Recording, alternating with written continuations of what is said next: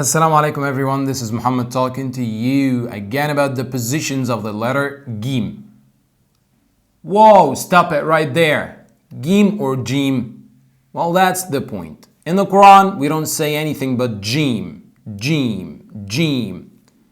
In the usual Arabic, especially in Egypt, we say Gim, Gim. So it comes in the beginning like that. Jamalun. In the middle, just like that. Najjar.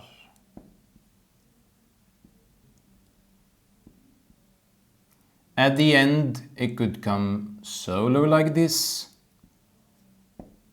Burj. Burj. It could also come like this.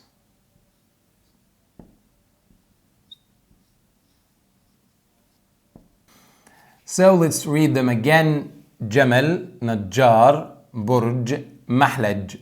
Or in the usual Egyptian Arabic, Gamal, Najjar, Burj, Mahlag. See you in the next episode.